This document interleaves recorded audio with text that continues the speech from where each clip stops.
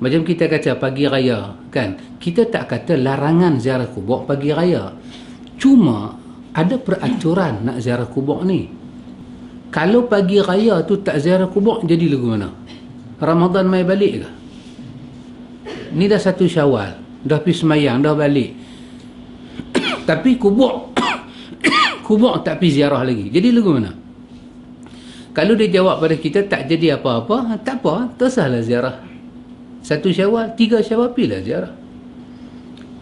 Tapi kalau dia kaitkan, dia kata mana boleh tak ziarah, nanti mak kita sedih kan. Yang ni ada benda tak selesai. Yang ni ada akidah-akidah yang batilah, akidah yang batil. Apa makna batil? Yang tak sebenar. Akidah yang tak ikut dia punya hujah-hujah yang benar. Tak benar, benda ni salah. Pasal itu bukan ziarah kubur itu yang kita bantah. Kita nak bagi tahu bila agama datang, sunnah datang, dia nak cara ziarah kubur itu dikemaskinikan daripada ada unsur syirik, unsur bid'ah, kepada ziarah dengan makna ibadah. Ziarah kubur adalah ibadah. Kita kata selawat, kita tak bantah orang selawat. Habis duk marah Tok Bila duk bagi tongkat selawat, tak marah. Cuma nak selawat ni ada tata cara. Ada tata cara. Kenapa nak selawat masa tu? Kalau masa tu tak selawat, jadi lagu mana? Dia kata tak jadi apalah, tapi tak syok. Yang tak syok tu kita nak buang, nak bagi syok. Tak mau bagi tak syok, nak bagi syok. Ikut sunnah, ikut peraturan sunnah. Betul lah perkataan Imam Ibn Hajar Haythami dalam kitab dia Fatwa Al-Kubra, al-aslu sunnah wal kaifiyatu bid'ah. Yang manusia buat kebanyakan dia sunnah, tapi cara dia bertukar jadi bid'ah. Jadi kita tengok apa yang disebut penziarah kubur disunatkan keluar rumah menuju perkuburan dengan ikhlas kerana Allah. Kita ziarah kubur ikhlas kerana Allah. Maksud dia apa dia? Tak ada kena-mengena dengan wali kawan tu, dengan keramat kawan tu, dengan mudarat kita nak tanggung, dengan manfaat kita nak dapat. Tak ada. Ziarah kubur pagi raya ikhlas kepada Allah. Maksud dia kita ziarah kerana Allah. Pasal itu tak ada tarikh, tak ada hari, tak ada bulan. Syekh Nasaruddin Albani menghimpunkan dalam buku dia silsilah ahadis ad-dha'ifah wal mawdu'ah. Dalam bab ziarah kubur tu, dia menyenaraikan berpuluh-puluh hadis yang palsu berkenaan dengan ziarah kubur. Semuanya palsu. Siapa yang ziarah kubur pagi jemaat, lepas tu baca Quran, lepas tu baca Qul Wallah. Siapa yang ziarah kubur pagi jemaat, baca suratul Yasin, orang kubur akan dapat barakah, dia akan dapat pahala, diampun setahun. Syekh Albani telah menyebut riwayat ini kesemuanya batil dan palsu. Habis yang benarnya apa dia? Yang benar kita ziarah kubur kerana Allah, kerana beribadat pada Allah, kerana syariat Allah, dan telah menjadi pakej syariat ittiba'ur rasul, mengikut cara rasul. Jadi kita tak tentukan satu hari. Tu dia kata hampa pergi ziarah pada hari orang mati. Lah dah mati hari tu, pergi hari tu nak buat ke mana? Takkan mati hari Selasa nak pergi hari Isnin.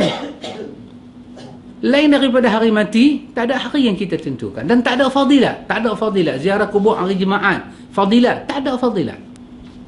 Ziarah kubur kerana Allah. Jadi kerana Allah itulah yang tak ada kena-mengena dengan sedih orang mati. Orang mati duduk melungum dalam kubur. Awak lah cucu aku tak mai. Tak ada. Dia duduk berjawab dengan munkar dan nakir. Dalam Ar-Ruh Ibn Qayyim cerita keadaan itu. Duduk berjawab dengan munkar dan nakir. Ada kebun dalam syurga yang kita namakan dengan Riyadul Jannah. Ada kebun dalam kubur itu dengan nama Riyadul Jannah, kebun-kebun syurga. Dan ada taman dalam kubur itu daripada min riyadil niran, daripada kebun-kebun yang penuh dengan api dan bara api. Jadi dia tak tunggu cucu dia tak tunggu menantu dia tak tunggu siapa pun. Hatta kalau ada orang hutang dengan dia pun dia tak tunggu. Orang tu yang akan bermasalah kalau tak bayar hutang pada waris dia. Jadi betul lah dia kata, kita ikhlas, kita ziarah dengan ikhlas, tunduk hati dan merasa diawasi oleh Allah. Ia mengambil pelajaran dari orang-orang yang telah lebih dahulu meninggal. Dengan demikian, maka bacaan salam dan doa bagi mayat untuk mendapatkan rahmat dan ampun akan bermanfaat. Kita bagi salam kepada mayat, kita mendoakan rahmat dan ampun dengan hati ikhlas kepada Allah. Itulah syarat mayat dapat manfaat daripada ziarah kita. Ada orang pergi ziarah kubur, dia bagi Assalamualaikum, Assalamualaikum, dia ada benda lain. Dia bagi Assalamualaikum, dia cakap seorang-seorang, dia kata ni aku minta izin nak ambil kain kapahan sikit. Ya, dia gali, dia ambil kain kapahan. Walaupun dia bagi salam, dan salam tu termasuk dalam sunnah Nabi pada mayat, tetapi dia dilaknat dan dia dikutuk. Pasal apa? Dia bukan ziarah dan dia bukan bagi salam dengan ikhlas dan mengikut sunnah. Dia telah melakukan onar di dalam sunnah. Dia dikutuk. Dia dikutuk.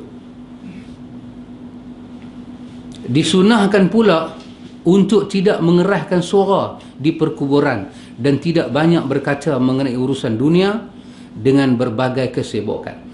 Sunnah ziarah kubur dengan suara yang pelan. Ini pun ada tergelincang sikit kan daripada khatib la ilaha illallah. Boleh tak suara pelan sikit? Mana boleh khatib pelan-pelan? Tak ikut sunnah. Bukan khatib tu masalah, la ilaha illallah tak pernah masalah.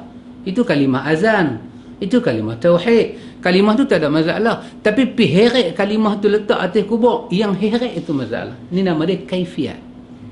Kaifiat itu masalah. Pasal itu kita tak pernah cerca kalam Allah. Kita tak pernah cerca sunnah Nabi. Tapi kita petikai kaifiat orang menjalankan sunnah Nabi. Orang bayar zakat fitrah. Zakat fitrah adalah sunnah. Tapi kaifiat bayar zakat fitrah tak ikut sunnah.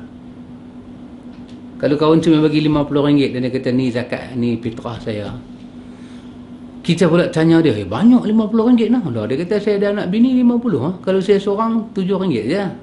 Kena habaq pula anak lelaki berapa, anak perempuan berapa. Ni yang pertama untuk bini hang nama apa. Kaifiat ni kita kata merepek. Apa syarat bagi zakat? Cukup kita punya kiraan dan memberi kepada yang berkenaan kerana Allah. Bagi, habis. Tak ada tukar mazhab, tak ada taklid mazhab, tak ada suar tangan, tak ada goncang tangan, tak ada bacaan apa. Yang sunnahnya orang terima zakat baca doa barakallahu fika fi amwalika wa li ahlika. Semoga Allah berkati engkau pada keluarga engkau, pada harta benda engkau dan pada ahli-ahli engkau, anak-anak pinak engkau. Sunnah kita yang terima zakat mendoakan dia. Tak boleh bahasa Arab, lagu Melayu. Alhamdulillah. Semoga Allah berkati engkau di atas kebaikan yang kau berikan kepada aku. Amin. Habis.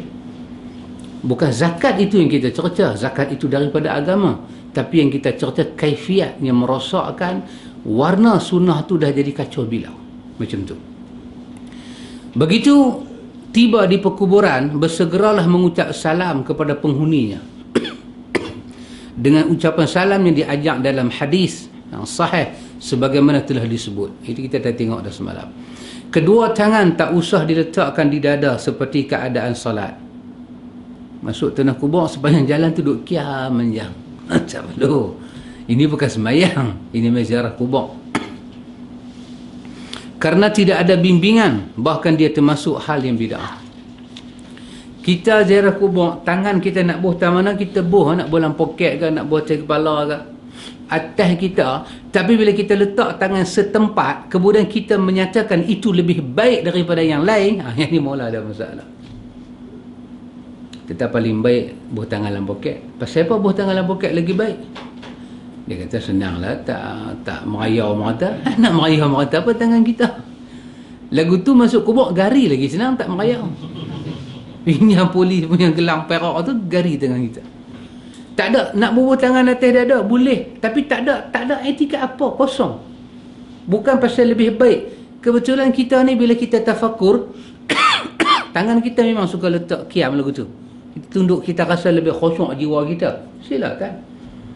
Tapi bila menetap satu cara, masuk kubur aja buat macam tu. Buat macam tu aja masuk kubur. Ini masalah. Ini masalah. Macam orang tanam orang mayat kan. Kita kata kapan mayat, bukan syarat kita kiam tangan mayat. Lurus pun boleh. Kita lurus tangan mayat pun boleh. Tak ada hal. Tapi bila orang kapan mayat, tak kiam tangan, dia kata tengok. Ya, duk tengoklah apa dia. Dia kata tengok tak kiam lah, tak semayang kiam, nanti kia semayang kiam lah. Dia kata kita nak hantar dia balik bertemu Allah. Ni duk usung kita nak hantar lah, bukan nak hantar pergi shopping Tesco ke apa, matilah. Bila dia percaya dengan satu kaedah, dia boleh kiam tangan mayat, tidak ada hal.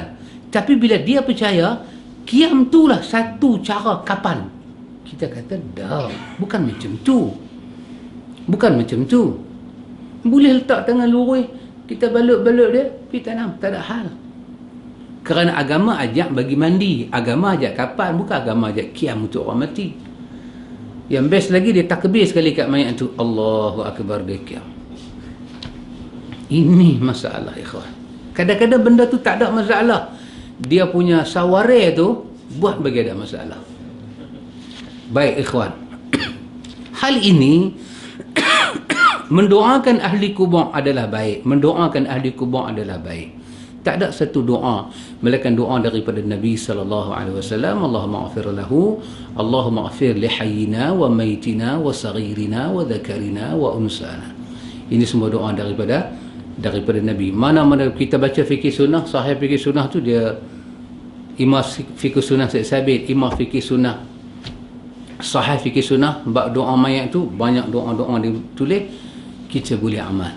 Kalau kita baca dalam Imam Syafi'i pun ajak satu doa khas untuk mayat. Masa mayat tu dimasukkan ke dalam tanah, dalam mazhab Syafi'i ada doa asin. Bila letak dia dalam tanah, dia ajak kita baca doa. Doa dia begitu panjang, sepanjang doa kunut ada dalam Doakan ahli kubur adalah baik. Imma Allahumma ighfir lahu, imma Allahumma ighfir lahum warhamhum wa'afihim wa'fu anhum. Dan dilakukan dengan menghadap kiblat. Doa atas kubur ada kiblat. Pasal apa? Keadaan tu sangat bahaya. Pasal suasana tu kalau silap sunnah boleh jadi bid'ah atau syirik. Pasal tu bila duduk di tanah kubur penting sangat menjaga sunnah. Kalau tak jaga sunnah, seringan-ringannya dia akan jadi bid'ah, dosa besar. Kalau ghalib, dia boleh jadi syirik. Membelakangkan kiblat, komunikasi dengan kubur, duk cakap dengan tanah kubur. Lepas tu percaya pula masa dia cakap, ahli kubur boleh berterbangan di kawasan tu. Malaikat munkar nakir tak mai lagi, dia duduk tengok kita, ni siapa mai, ni siapa mai. Elok 7 langkah kita berjalan, baru munkar nakir mai. Ini semua kepercayaan yang boleh jadi bid'ah. Tak jaga, boleh jadi syirik. Pasal tu Nabi ajak sungguh-sungguh. Pasal Nabi orang mati, orang masuk Islam mati awal peringkat Mekah.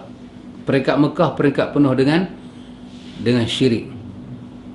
Pasal tu orang katakan kenapa Ali bin Abi Talib dikatakan karamallahu wajhah. Satu, pasal dia tak pernah tengok berhala. Kita kata duduk Mekah tak pernah tengok berhala ni masuk akal. Keliling Mekah, keliling Kaabah tu 360 berhala. Takkan Ali masuk Masjidil Haram pejam mata. Ni Ali mana ni? Kan jeruk Pak Ali ke ni? Ali mana ni? Tak masuk akal. Dalam Kaabah ada berhala masa tu. Bila Nabi balik ke Mekah, Nabi minta para sahabat pecahkan berhala-berhala ni. Takkan Ali pecah dengan pejam mata. Kali naik kuda macam pakcik tunjuk tadi, kuda terbang tadi. Kan? Mana dia pamit gambar tu benda tu? Kuda terbang. Dia berkata malaikat. Tak apa malaikat. Dia pun duk kata Sayyidina Rasulullah, Sayyidina Rasulullah. Ni Nabi main dengan kuda terbang. Di Gaza. Tak tahu di mana tu. Gaza ke Syria ke tu? Baik, ikhwatul iman. Menghadap kiblat sangat penting. Sangat penting. Suasana macam tu penting. Betul, orang ziarah makam Nabi. Makam Nabi adalah makam. Nak doa, ada ke kiblat. Kenapa penting, ikhwan? Kiblat adalah, kita kata apa dia? Kiblat ni adalah mihrab kita beribadat kepada Allah. Dia adalah hala tuju kita beribadat kepada Allah. Bagi Muslim, kita menghadap kiblat. Tempat yang kita tak tahu kiblat belah mana, tak apa. Kita nak baca Quran, kita ke mana saja kita boleh baca. Kita nak salat, kita menghadap kiblat. Kita nak doa, kita cari kiblat. Pasal apa? Suasana tu kalau tak jaga boleh jadi syirik kepada Allah. Yang kelima, ziarah yang disyariatkan ke kubur Nabi sallallahu alaihi wasallam. Jadi dia abang kepada kita tadi, Macam mana sepatutnya dari segi akidah kita masuk ke tanah kubur.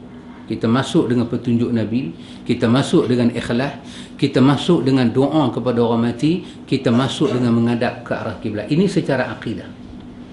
Kita masuk dengan tak pakai kasut, itu kita tengok tanah kubur ni jenis lagu mana. Banyak duri, banyak duri keman, kena pakai kasut lah. Tanah dia bersih elok, tak apa, kita buka kasut. Pakai kasut, buka kasut, dia bergantung kepada suasana kubur. Kita dengan kecil manis pun duk ada sampai 24, kadang-kadang naik pula lagi 5 jadi 29. Lagu tu hang tak pakai kasut, hang cari pasal. Lagu tu hang cari menaah. Pakai kasut lah. Bukan pasal melawan sunnah, pasal sunnah buka kasut di tanah kubur berkaitan dengan kawasan itu. Itu kita tengok. Tapi di sini dia nak cerita segi akidahnya masuk kubur tu macam mana. Itu sangat penting. Baik, kita ziarah kubur Nabi. Ketika seorang mengadakan perjalanan ke masjid Nabi SAW lalu solat dalamnya, maka ketika itu disunahkan untuk ziarah kubur Nabi. Daripada Pulau Pinang pergi ke Madinah untuk apa? Untuk beribadat di Masjid Nabawi. Bukan pasal nak cari berkat kubur Nabi. Tak. Nabi hanya menceritakan fadilat Masjid Nabawi. Nabi tak pernah menceritakan kelebihan kubur dia.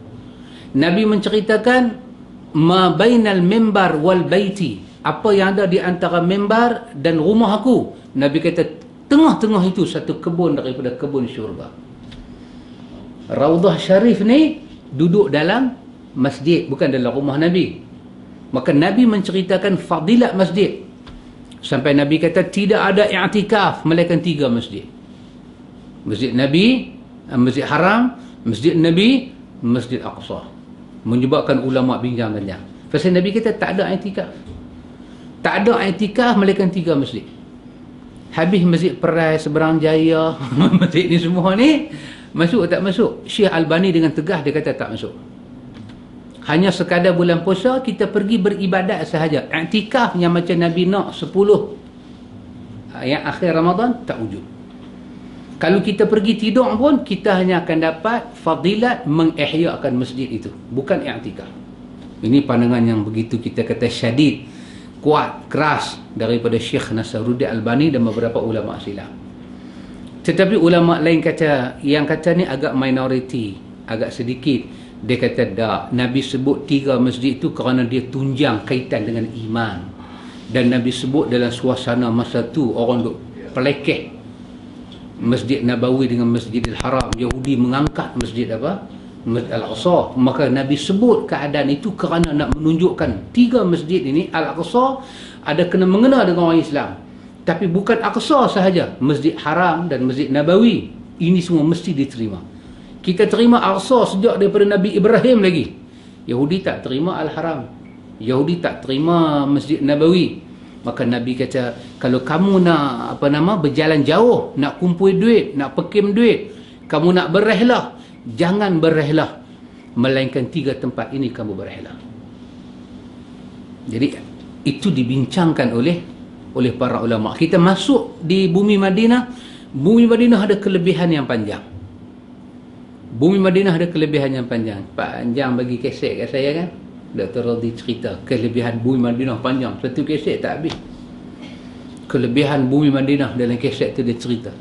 Tak mana ada kelebihan. Setiap penjuru Madinah tu boleh kata ada kelebihan belaka. Sangat dahsyat kelebihan Madinah. Jadi kita masuk ke Masjid Madinah kerana nak beribadat kepada Allah. Nak i'tikaf. Nak meneruskan ibadat. Apabila kita sampai di situ, kebetulan makam Nabi berada sebahagian daripada dalam Masjid Madinah. Ketika itu baru kita ada niat nak pergi ziarah Rasul kita yang besar ini. Bukan daripada awal aku nak berziarah kubur Nabi. Tidak begitu. Ketika ziarah disunahkan membaca salam kepadanya lalu berpaling. Malik bin Anas. Siapa dia Malik bin Anas? Imam Malik. Kalau Anas bin Malik, sahabat Nabi, Malik bin Anas tidak menganjurkan kecuali salam saja. Imam mazhab Malik kata, Imam mazhab Maliki kata tidak dianjurkan apa-apa untuk kubur Nabi, melainkan salam belah terus. Dia tak ada salam tunggu, tak ada. Sambil jalan tu, Assalamualaikum ya Rasulullah, jalan terus. Itu mazhab Syekhul Islam Ibn Taymiyah rahimahullah berkata.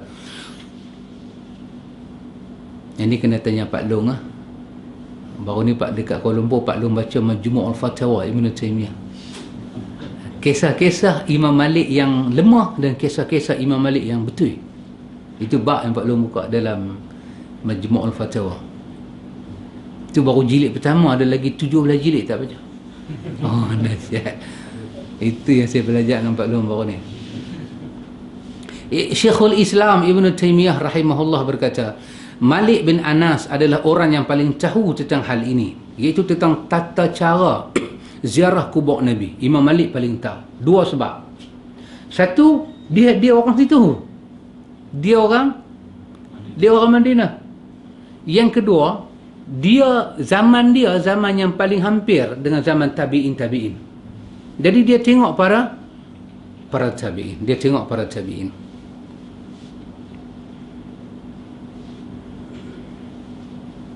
Kerana dia melihat langsung para tabi'in, di mana mereka melihat para sahabat di Madinah. Oleh kerana itulah dianjurkan untuk mengikut para salaf dalam hal ini, dan dimakruhkan membuat bid'ah. Tak usah buat bid'ah. Kubur Nabi itu ada di Madinah. Orang Madinah tahu nak ziarah macam mana. Orang Madinah, Imam Malik orang Madinah. Perkembangan 4 mazhab ni yang bukan orang Arab cuma Abu Hanifah. Imam Malik orang Arab, Syafi'i Arab, Ahmad Arab. Abu Hanifah saja bukan Arab. Perkembangan ulama hadis semua bukan Arab kecuali seorang, Imam Muslim. Perkembangan ulama mazhab semua Arab kecuali seorang, Abu Hanifah, dia Parsi. Sejarah ulama hadis semua bukan Arab. Abu Daud bukan Arab, An-Nasai bukan Arab, siapa lagi, Tirmizi bukan Arab, Bukhari jangan cakap lah, nama pun Bukhari bukan Arab, Ibnu Majah bukan Arab. Yang orang kata yang tidak khilaf Arab dia seorang aja, Imam Muslim saja orang Arab. Lain orang kata Sunan Sitah ni tolak Sitah berapa? Sitah 6 kan. Sitah tolak 1 Arab, tak mau Melayu. Kan? Khamsah kan. Jadi 5. Jadi 5 itu adalah Arab. 5 itu bukan Arab. 1 adalah Arab. Yang Arab itu siapa dia? Imam Muslim. Jadi Imam Malik ini adalah imam Arab. Imam orang Arab duduk di Madinah, dia tahu, dia lebih tahu daripada orang Melayu di Malaysia macam mana nak ziarah kubur Nabi. Jadi ustaz-ustaz di Malaysia jangan buat pandai terlebih. Bawa jemaah haji pergi sana, nak buat lagu ni selawat 10 kali. Dah. Imam Malik lebih tahu macam mana nak ziarah Nabi. Dia tengok para tabi'in. Oleh kerana itu dianjurkan kita ikut para salaf, jangan buat bid'ah. Maka dimakruhkan berlama-lama berdiri dan berdoa di kubur Nabi. Pasal apa dimakruhkan? Makruh ni apa dia? Kalau terjemah daripada Arab ke Melayu, sangat-sangat tak digalakkan. Pasal apa? Pasal tempat tu, dua benda tadi boleh bersalin, antara syirik dan bid'ah. Tempat tu cukup bahaya. Tambah kubur ni, kubur siapa? Kubur Nabi. Orang percaya ada manfaat, orang percaya ada berkat, orang percaya macam-macam. Kalau dia lagi lama dia duduk, lagi lama nak jadi huru-hara. Maka pasal itu dimakruhkan, tidak dianjurkan kita berdiri lama di depan kubur Nabi. Imam Malik kata apa tadi? Sambil lalu sambil bagi salam. Jemaah kita, pekeh-pekeh kita aja, sambil lalu berhenti tengok Nabi, bagi salam, baca doa. Sembang pula, ya Rasulullah kami ni, bagi tahu pula orang perai nama haji ni bagi salam, hajah bagi salam. Tengok dia buat juara bara semua ni. Baik, hal ini kenapa berdiri lama pun dah ditegah dah. Hal ini kerana Para sahabat radhiyallahu anhum tidak melakukan hal itu. Malik bin Anas, Imam Malik rahimahullah memakruhkan kepada penduduk Madinah yang masuk masjid selalu mendatangi kubur Nabi. Imam Malik marah orang Madinah. Orang Madinah tu semayang hari-hari. Imam Malik kata jangan duk pakai pintu depan kubur Nabi, pakai pintu lain sama. Orang Madinah yang masuk masjid hari-hari pun Imam Malik kata makruh dekat hampa masuk masjid ziarah kubur Nabi. Masuk ziarah 5 waktu masuk masjid. Jangan sampai 5 waktu ziarah Nabi. Imam Malik kata benda tu makruh. Pasal apa? Dia nak jadi macam tadi.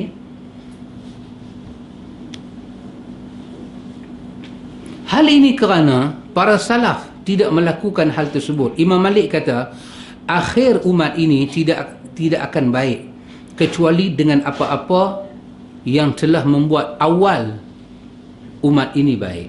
Umat yang last ni tak akan jadi baik melainkan mereka ikut apa yang telah membaikkan umat dulu. Nabi repair umat dulu dengan sunnah Nabi. Maka umat lah nak jadi baik kena ikut umat dulu. Mereka mendatangi masjid Nabi umat dulu, para sahabat. Lalu mereka salat diimamkan oleh Abu Bakar As-Siddiq, oleh Umar Al-Khattab, oleh Osman bin Affan, oleh Ali bin Abi Talib radhiyallahu anhum. Mereka adalah para imam di masjid Nabi. Ini semua imam masjid Nabi. Imam dan imam kepada ummah ini. Mereka imam salat dan mereka imam kepada ummah, pemimpin umat. Mereka para sahabat, mereka adalah para imam di masjid Nabi SAW. Dan kaum muslimin bermakmum di belakang mereka. Begitu mereka selesai salat, mereka duduk-duduk atau keluar masjid, mereka tidak mendatangi kubur Nabi SAW untuk membaca salam kepadanya. Begitu keadaan umat dulu. Bila mereka teringat kat Nabi, mereka pergi salat.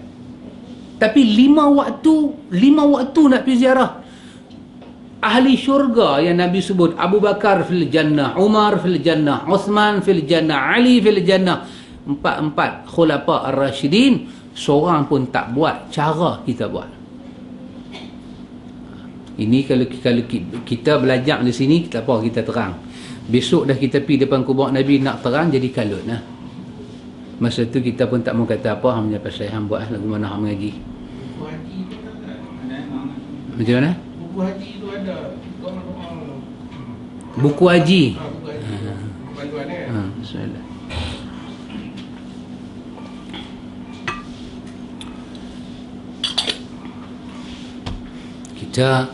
Itulah kita kata, orang nanti kata ni buku haji ada.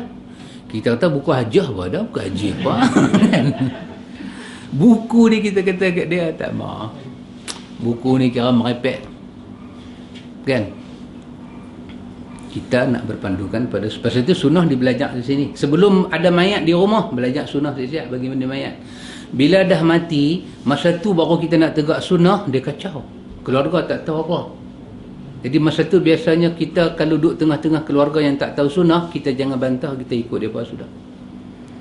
Sebelum kita duduk tengok bapak kita ni dah start tak makan nasi, maknanya dia sakit kuat lah, bukan pasal dia tak lalu. Dia start sakit kuat, dia start tak mau makan nasi, kita mula pergi ambil tahu dah benda-benda ni.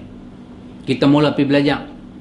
Bila bapak kita dah tutup mata, masa tu baru kita nak beritahu kat mak kita, mak kena buat macam ni, mak kena buat lagu ni. Tengok abang kita dah pergi selesai dengan masjid dah. Kita baru telefon Baitul Ilmi, baru telefon. Sana dah main dah. Masa tu jadi kacau. Sunnah dia tak mau kacau-kacau. Sunnah tak mau buat onar di rumah orang. Sunnah mai nak bawa kebaikan. Bila sahabat tu pergi kencing dalam masjid, apa Nabi kata? Nabi kata ambil ayak satu ember, dalwin. Dalwin ni macam besen aku tu, pergi tuang atas dia. Nabi kata hamba dibangkitkan untuk kemudahan, bukan untuk kesukaran.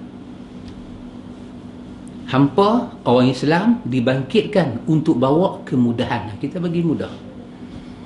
Ziarah depan kubur Nabi, sambil lalu sambil bagi salam, Assalamualaikum ya Rasulullah. Sambil lalu bagi salam, tu kan mudah, ataupun berhenti setumpuk, lepas tu tuan Arab tu duk maki kita.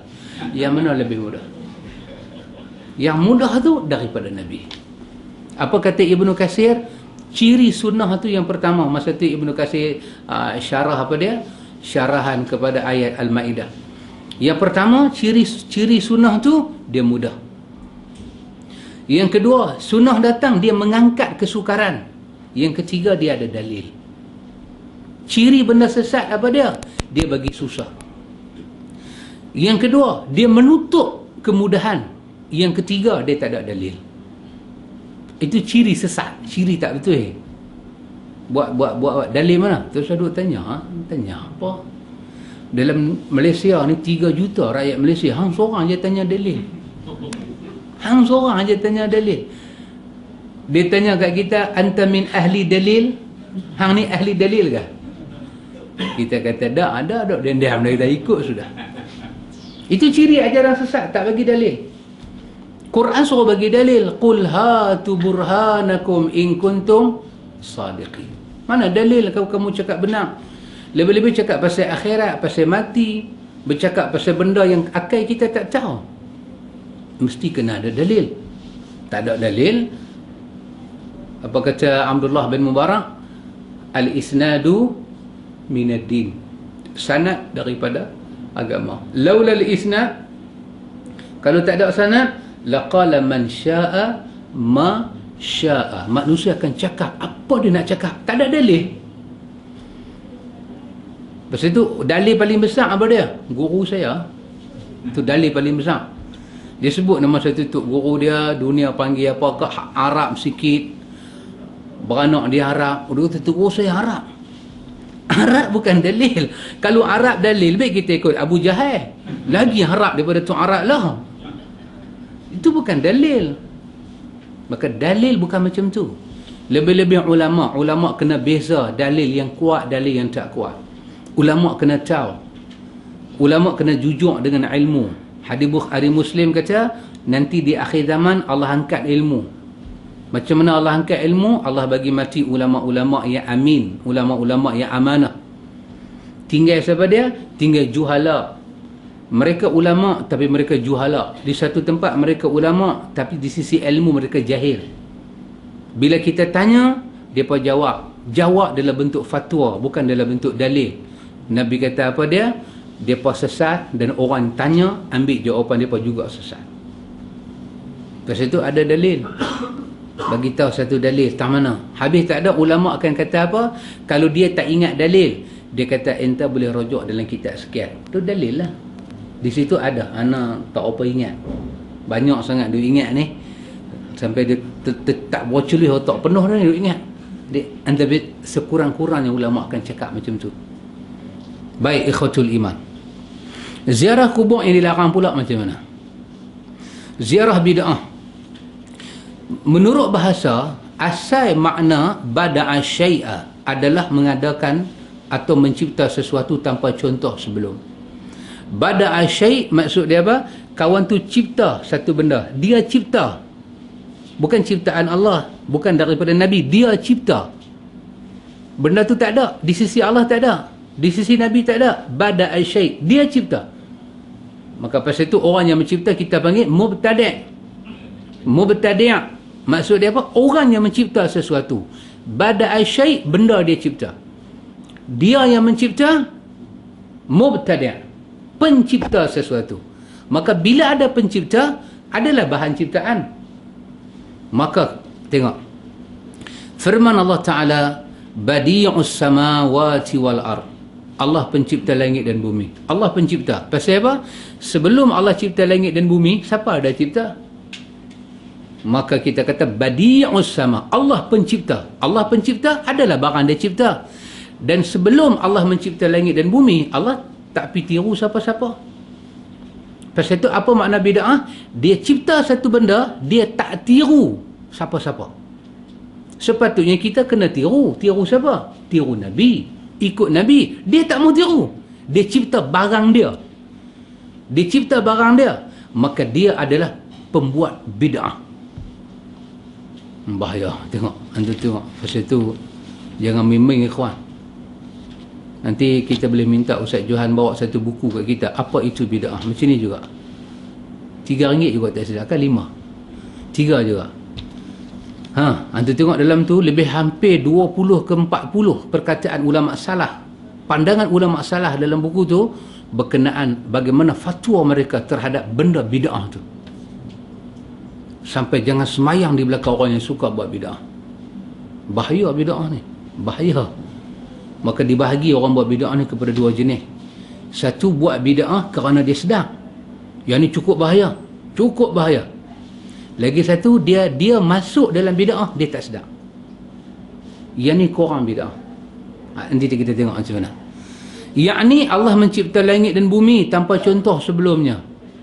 Allah ikut siapa? Allah tak ikut siapa. Allah tak ikut siapa. Lepas itu Allah buat bid'ah. Allah buat bid'ah salah dah? Tak ada salah. Dia Rabb, dia Khalid. Yang salah buat bid'ah ni kita. Ini urusan Allah, jangan buat. Lebih-lebih Tuhan buat bid'ah macam mana? Dia buat langit, dia buat bumi. Ini bid'ah segi bahasa. Dia buat langit, dia buat bumi.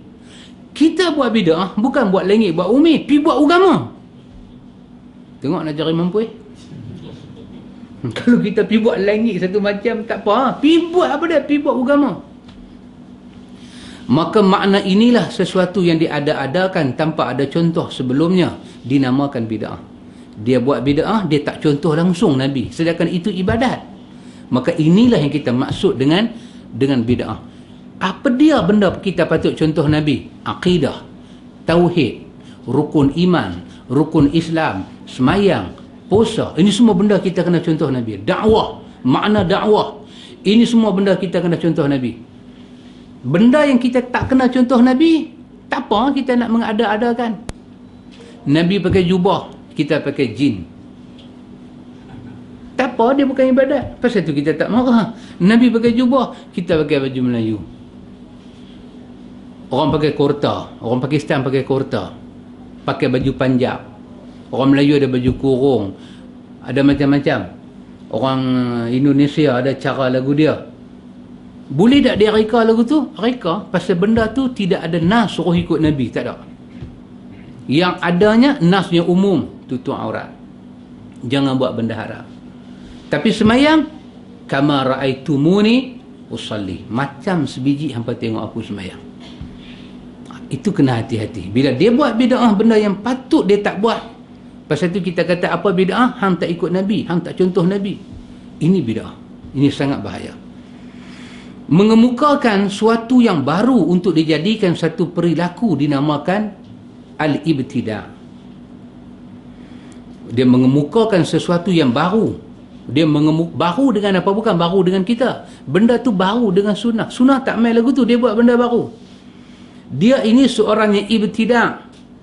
Dia ni mubtadi' yang membawa jalan ibtida'. Dia suruh kita ikut dia.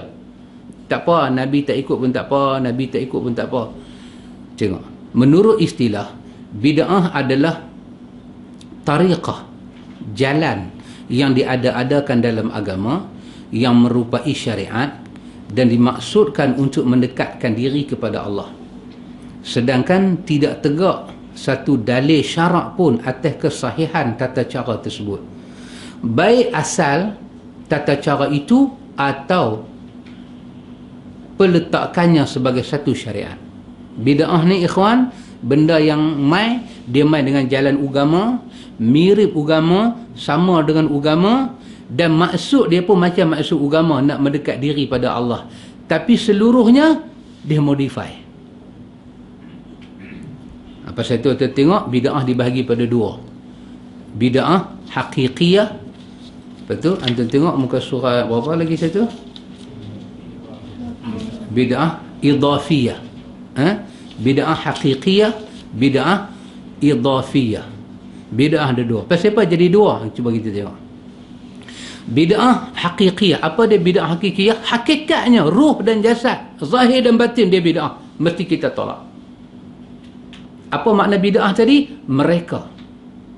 Mereka satu jalan baru menyerupai agama. Lepas tu kata dia agama. Ada benda orang reka agama, bila dia reka tu zahir dan batin totally mencanggahi agama. Yang ni kita panggil hakiki. Maka kita kata hakikat dia adalah bid'ah, wajib kita tolak.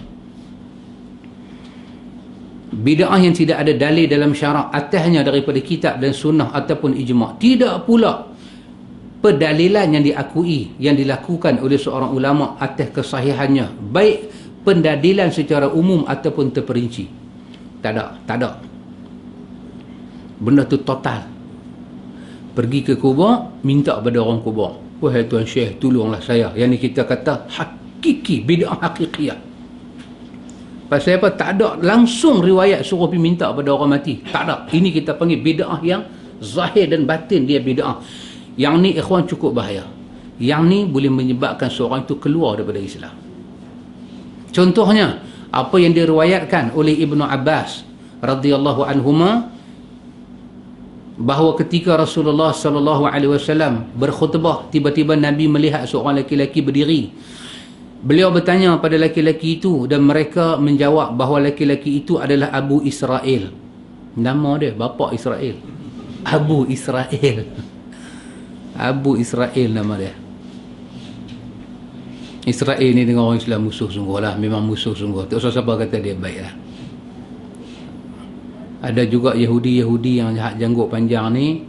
Mereka Yahudi, tapi mereka nak ikut, orang putih panggil Old Testament, Taurat. Mereka nak ikut Taurat. Apa Orthodox dia panggil. Mereka ni kira tak jadi Zionis macam inilah Israel yang duk ada Allah ni kan. Tak, mereka bukan macam, mereka pun tak setuju.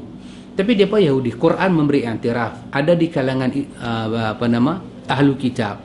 Kau bagi pada dia satu pikul emas, suruh dia jaga. Bila kau minta balik, dia bagi balik sepikul lagu tu, dia tak kecoh satu pun. Ada yang kau bagi pada dia, bila kau minta balik, dia tanya, bila bagi kat aku? Ini Zionis ni. Jahat. Memang dia jahat. Memang dia nak buat naya kat orang Islam macam tu. Jadi orang Islam ada pilihan apa? Pilihan tinggalkan bumi Palestin, jadilah pelarian ke tempat-tempat mana. Itu satu pilihan. Pilihan yang kedua, jihad sampai mati. Orang tua kata apa? Biar putih tulang, jangan putih mata. Hubbul watan, ni tumpah darah tumpah darah macam mana? Tanah tumpah darah. Tanah tumpah darah. Ni hak kami punya. Ataupun kita boleh panggil juga, ni tanah kami duk tenyeh filter rokok pun boleh juga. Ni tanah ni kami duk tenyeh filter rokok pun boleh juga. Dua pilihan. Make some decision. Satu keputusan kita buat. Kalau kita suruh orang Islam Gaza lari tinggal Gaza, jadi pelarian di Mesir, Mesir tak mau. Jadilah pelarian ke negeri-negeri yang berdekatan. Tak ada negeri nak jadi musuh dengan Israel ni, nak pergi ambil orang-orang ni. Apa jadi negeri itu? Negeri itu akan jadi negeri Yahudi. Kiblat pertama akan dikongker oleh orang Yahudi. Untung ke dunia Islam, itu satu benda baik. Itu satu keputusan. Keputusan yang kedua, kita daripada jauh kita bantu mereka. Ima dengan doa, ima dengan tabung-tabung macam-macam orang duk buat hantar, kita bagi. Ima dengan semangat. Nanti kita baca dalam tafsir Qurtubi ayat dalam surah An-Nisa, waj'al lana min ladunka waliya waj'al lana min ladunka nasira. Wahai Tuhan, daripada sisi Engkau berilah kepada kami pertolongan, berilah kepada kami wali, orang yang datang menolong kami, tolong kami. Ini tentang orang yang ditindas dalam negeri dia. Kata Imam Qurtubi di belakang ayat itu, negeri-negeri jiran berkewajipan membantu negeri Islam yang ditindas. Bila ada negeri Islam ditindas, negeri lain semua tutup pintu untuk mereka lari. Dan lari mereka tinggal tanah air mereka tu tak menasabah dengan Islam. Tak ada untung apa Islam.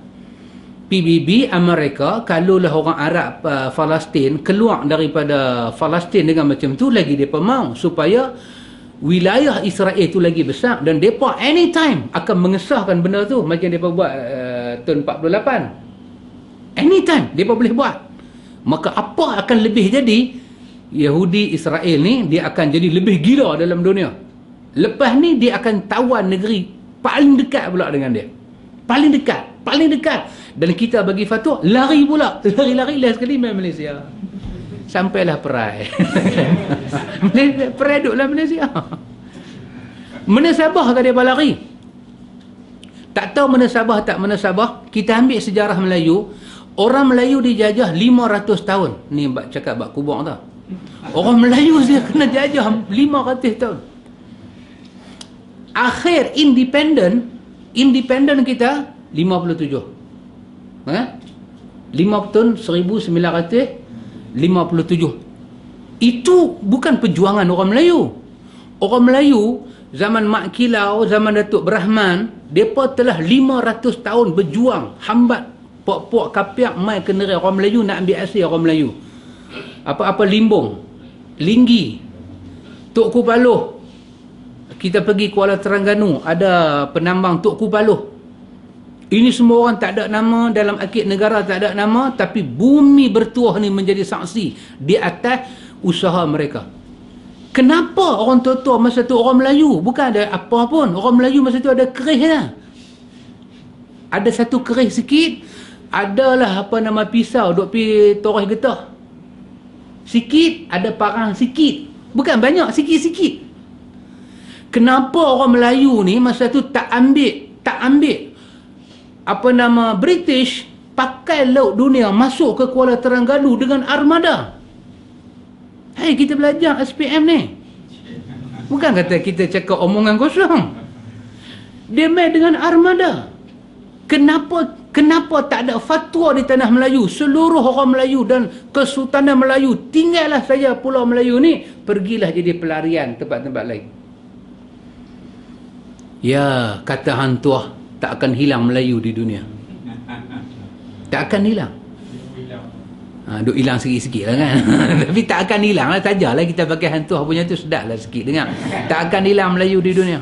Ini kata-kata baru pula. Melayu akan hilang dunianya. Oh, saya tak mau pakai, tak sedap. Tak apa syok lah pakcik cakap lagu tu. Tak hilang lah. Tak apalah, kata tak hilang lah kan. Macam semalam lah, 2 campur 2, 5. Jangan kata 4, tak syok. Kalau orang tua-tua kita dulu, mereka pertahan. Ada yang mati kena tembak. Ada yang mati kena tembak dengan peluru British. Ya, mereka mati kena tembak. Ada kena sembelih. Ada yang disembelih, siapa dia? Yang kita baca buku dia lama-lama. Ni apa tu? Petani.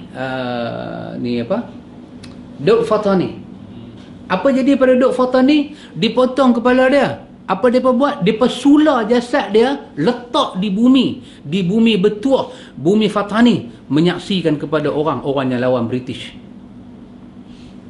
Kita kata bodoh lah orang tua-tua kita. Pasal apa tak jadi pelarian ke negeri berdekatan?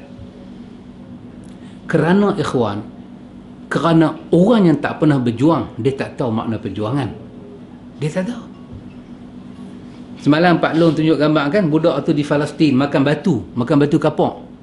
Cari-cari batu kapok dia makan. Pemberita duk tanya, awak hang buat kerja ni? Budak tu kata kat pemberita, kalau hang ada benda makan roti omeh kami tak makan batu kapok ni. Tolak-tolak makan batu kapok, tolak-tolak cari batu kapok makan. Depa, pasal apa depa tak lari? Pasal orang yang suruh lari hanyalah orang bodoh.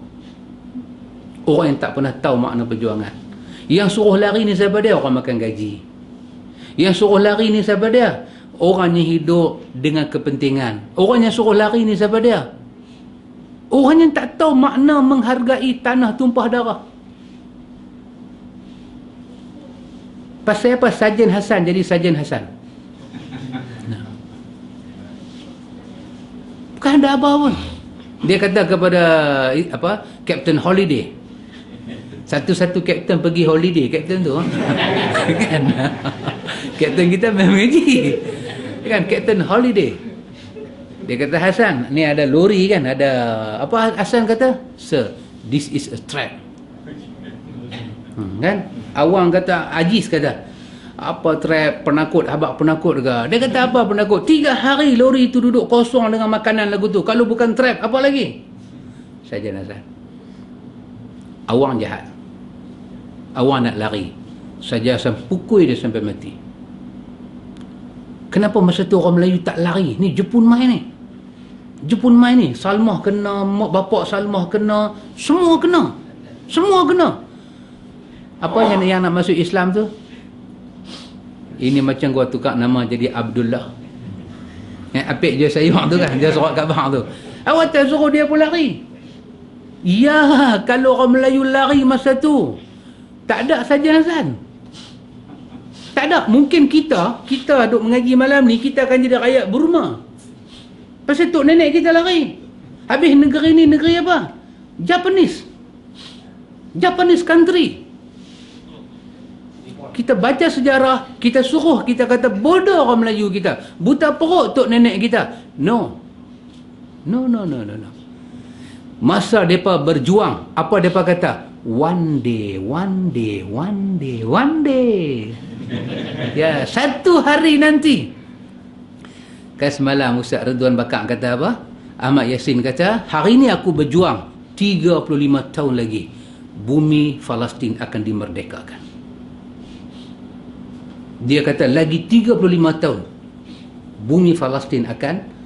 Tapi tengok dak mayat dia lagu mana? Saya simpan gambar mayat dia.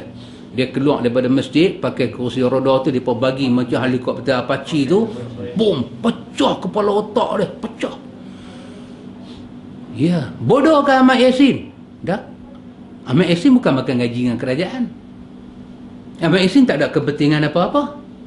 Dia berjuang. Dan dia bukan beranak lumpuh. Dia melumpuhkan diri dia sebagai protes kepada diri dia. Kerana dia sayang kaum muslimin, dia sayang bumi Palestin, dia tak boleh buat apa. Dia gantung kaki dia tu dekat taman mainan budak-budak umur 15 sampai dia lumpuh. Dia protes apa yang orang buat pada orang Islam. Tapi otak dia, walaupun Ahmad Yassin tak baca Yasin malam Jumaat, tapi dia satu-satu amat yang sangat hebat memahami surah Yasin. Ya, kita duk baca Yasin malam Jumaat, kita tak boleh fikir apa. Kita duk pergi tutuh mereka. Kita boleh buat apa dah? Kita boleh buat tak lebih pada sembahyang hajat. Kita bodoh, kita tak bodoh. Ni apa, Bangla semua duk masuk main Malaysia kan. Jom kita pergi Bangla pula. Dah banyak tempat hari cuti kita pergi tempat-tempat shopping kompleks ni penuh dengan Bangla orang kata. Cuci tandas Bangla, jaga tiket pengwayang Bangla. Rak-wak ni pun Bangla. Sikit hari lorong Garu tu pun Bangla penuh. Sikit hari nanti. One day. Jomlah kita tinggal Malaysia ni, kita pergi tempat lain daripada banyak. Itu cerita orang tak tahu makna perjuangan. Bila manusia tak pernah berjuang dan dia duduk di atas track berjuang yang tak betul. Berjuang ni bukan dengar kata orang. Macam kita mesyuarat. Mesyuarat ni bukan dengar kata orang. Mesyuarat bermakna bagi info, bagi yang pernah. Kalau pakcik cakap, saya kata okey. Saya cakap, pakcik kata yang tu yang afdal. Takkanlah tak afdal yang cakap tu Al-Fadhil Ustaz. Lain nama pun Al-Fadhil, tentu lebih afdal. Kalau macam tu trend mesyuarat, tak usah buat mesyuarat. Mesyuarat mean apa mesyuarat? Apa makna mesyuarat? Nak bertukar fikiran dan nak cari yang paling berkenan. Satu keputusan kena dibuat. Semua mai saya tak ada mesyuarat dah kata. Saya kira setuju apa yang ada. Apa punya mangkuk manusia lagu ni. Lepas tu pula bila kita mesyuarat ada orang bantah, kita kata tengok duk buat kerja hang bantah. Bukan bantah, itu makna mesyuarat. Mesyuarat mencari idea. Dan setiap orang bagi idea kena bagi tahu dia punya profil idea dia. Pasal apa saya kata lagu ni? Masa depan lagu mana? Itu makna mesyuarat. Itu makna perjuangan. Suruh mereka keluar, imam suruh mereka lawan. Mujahadah tu yang mana? Kalau kita suruh mereka keluar, tak ada makna mujahadah. Kan? Kita negara dekat kena bantu mereka. Kena bantu. Sikit tahun dulu, mereka pernah, kerajaan Malaysia pernah bagi kebenaran. Saya ingat dalam tahun 80-an masa Afghanistan kena first attack, first war. Kan? Kerajaan Malaysia pernah bagi siapa nak pergi bantu. Itu satu jasa yang besar. Lepas itu dah tak benar dah. Siapa pergi mana-mana negara luar yang berkelahi dengan Amerika ke Israel ni, balik dia akan dicas di atas nama teroris. Ini satu dosa yang kerajaan buat, satu dosa besar. Dosa memandulkan orang makna jihad, membantutkan rakyat Malaysia makna jihad. Ini dosa kerajaan. Dan dosa kerajaan, dosa ulama. Pasal apa? Jihad dia berkaitan dengan dalil, dengan nas. Ulama tak cakap apa. Yang duk cakap menteri pertahanan, duk cakap menteri jaga helikopter, menteri beli peluru, yang duk jaga benda ni semua. Ulama mana? Majlis fatwa mana? Ini masa depan Islam. Orang Islam dah makan batu. Orang Islam kena sembelih. Orang Islam kena serang dalam bulan puasa. Kita orang Islam, dia orang Islam. Tak usah tengok gambar yang Pak Long tunjuk tu Arab buka-buka puasa terlentang terus dengan jubah-jubah dia, terlentang terus. Saudi. Tak tahulah Arab mana, tak tahulah. Tak usah baca tu, kita baca ilmi sudahlah. Kemarin buka puasa nasi kandak, nasi lemak ayam rempah. Hari ni gulai anak ikan. Cucuk ni jangan cakap lah banyak mana punya cucuk. Pakcik kata cucuk ni paling senang, nama dia cucuk tunjuk. Jangan cakap kita makan. Ni sekejap lagi kita nak makan lagi belen-belen. Kan? Sana makan batu. Tu kita, antum ni kita ni. Kita boleh kata marhai ni kita. Pemimpin masjid hak besar-besar, masjid hak dapat peruntukan. Ni wakil rakyat nak main, nak makan apa? Takkan nak bagi makan udang kecil. Kena beli udang besar daripada wakil rakyat lagi. Baru makan pun puas. Orang sana makan batu, kita nak kata jangan pergi tolong. Boleh kata lah, kita boleh kata. Tapi kita ada bicara di hadapan Tuhan. Kita ada kesaksian di hadapan Tuhan. Yauma'idzin, macam mana ayat tu? Yauma'idzin, sebelum tu apa nama, iza zulzilatil ardu zilzalaha wa akhrajatil ardu athqalaha wa qala al insanu ma laha yauma'idzin tuhaddithu akhbaraha bi anna rabbaka awhalaha. Yauma'idzin tuhaddithu akhbaraha, pada hari itu tuhaddith, kami akan cerita balik, bumi ini akan bercakap balik, dia khabar balik apa yang berlaku di atas dia. Dini pita mana Allah kata hari itu liyurau a'malahum, hampa tengok balik apa yang hampa dah buat. Tuhan nak pakai video ke, Tuhan nak pakai apa tak tahu, tapi Allah kata liyurau a'malahum, kami suruh mereka tengok mereka buat apa. Baru datang ayat tadi kan, faman ya'mal mithqala dzarratin khairan yarah, siapa yang buat sekecil-kecil zarah amal baik, yarahu, dia akan tengok balik. Siapa yang buat sekecil-kecil yang buruk, dia akan tengok balik. Liyurau a'malahum. Orang Islam makan batu, kita nak kata kita tak boleh tolong. Orang Malaysia banyak mana nak pergi tolong, kita tak boleh halang. Dia nak pergi, dia pergi. Sebagai kerajaan kita kena support dia. Dia nak menegak. Kita kata pada orang Filistin, kita kata afrah wa surur, hampa gembiralah, hampa seronoklah. Kenapa? Yuftahullah, Allah telah membuka di sana pintu-pintu syurga. Allah dah buka pintu syurga. Yang sedihnya kita, mereka boleh masuk syurga dah, boleh masuk syurga. Oh jangan main, ada internet. Saya lah ni ada WhatsApp, jangan main-main. Kan? Sahabat sunnah hantar WhatsApp kat saya satu video, tengok teriak. Satu budak kalau antum pergi ke internet, antum type apa nama? Fahdal Kandari. Fahdal Kandari. Oh dahsyat, Fahdal Kandari. Dia ni hafal Quran 30 juzuk. Kerja dia buat buat program dengan budak-budak hafal Quran. Dia pergi sampai Turki, dia main Indonesia, dia pergi semua, dia cari budak-budaknya hafal Quran, buat program. Fahdal Kandari ni dia imam besar di Kuwait, negeri minyak banyak Kuwait. Dia imam besar di Kuwait, suara sedap. Satu budak buta, tak reti baca Quran, dalam umur 14-15 lagi tu. Budak tu nak baca Quran. Budak tu berjalan daripada rumah dia pergi rumah tok guru dia dengan buta-buta. Tok guru tu pula ajak kat budak tu, satu hari satu ayat dah, tak lebih. Jadi Fahdal Kandari ni, dia jumpa budak ni, dia buatlah dengan budak ni program. Buat program semua. Budak tu kata, aku bersyukur pada Allah, Allah bagi aku boleh baca Quran. Dalam sembahyang aku, dalam doa aku tak pernah minta kepada Allah Ta'ala supaya Allah Ta'ala pulihkan balik mata aku. Aku tak pernah aku minta. Fahdal Kandari kata, hang tak pernah minta sikit pun. Aku tak pernah minta sikit pun. Kenapa? Dia kata, aku bersyukur pada Allah. Hang tak mau celik macam orang lain di dunia. Aku tak mau celik. Allah telah mentakdirkan yang baik untuk aku. Tapi aku bersyukur aku boleh baca Quran, supaya buta aku ini akan menjadi satu kesenangan bagi aku pada hari aku balik bertemu dengan Allah. ketika Allah bertanya pada aku, apa yang anda buat dengan Quran? Dan aku akan bercakap, dalam buta aku boleh baca Quran, dan Allah akan meringankan azab dia untuk aku. Budak Arab sama dengan budak Palestin seorang dulu kan, orang Malaysia, wartawan Malaysia pergi kan, bila dalam bulan puasa juga, beberapa tahun sudah bom semua, jumpa satu budak kaki dia putih kena bom. Jadi wartawan Malaysia ni duk buat macam kita lah kan, buat dengan air mata, petik lagu sedih pergi kat budak dia, kat budak tu, hang macam mana ni? Budak tu kata, aku tak perlu apa daripada hang, satu kaki aku dah masuk syurga, aku tunggu kaki nombor 2 bila nak masuk pula.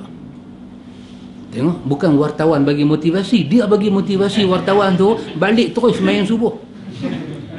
Balik terus sembahyang subuh, insaf.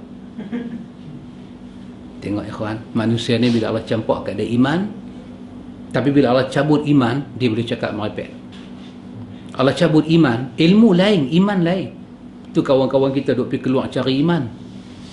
Ilmu dah ada, iman satu benda lain ikhwan. Allah cabut iman, lidah melelong. Allah bagi iman, ilmu tak banyak mana, lidah elok, amal elok. Allah cabut iman, mulut melelong, amal dia melelong. Orang duk berjuang, kita kata sudahlah, tinggallah negeri hampa, pergi balik. Tu cakap apa? Ada orang kata Syekh Albani pernah kata, tak apa, biar pergi Syekh Albani nak kata apa, dia kata mungkin masa dia.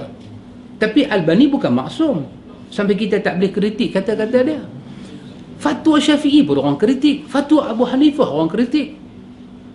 Kan dalam mazhab Syafi'i ni, bila kita mai kunut ni lah, apa kita sembahyang witir Ramadan kan, 15 Ramadan naik ke atas, memang ada fatwa ulama Syafi'i suruh baca kunut.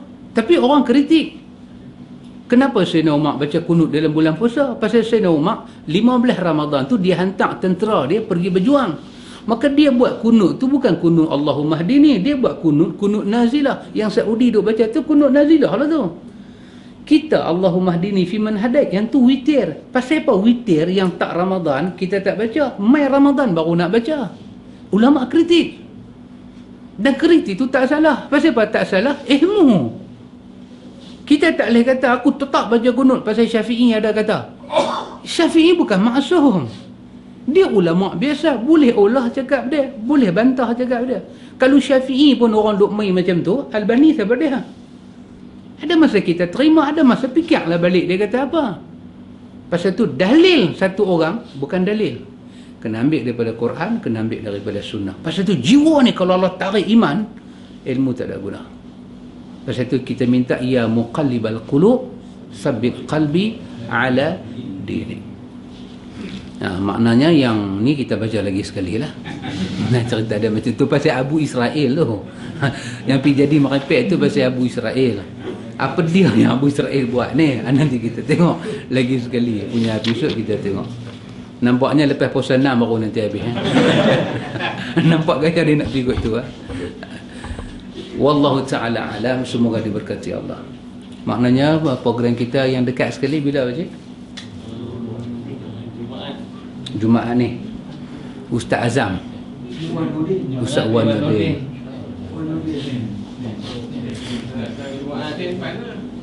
Isnin depan lah kita. Kuliah kita Isnin depan. Isnin hari Isnin dengan Syam. Oh, hari Isnin. Isnin Selasa. Betul. Isnin Selasa depan kita sambung pula. Subhanakallahumma wa bihamdika asyhadu an la ilaha illa anta astaghfiruka wa atubu ilaik.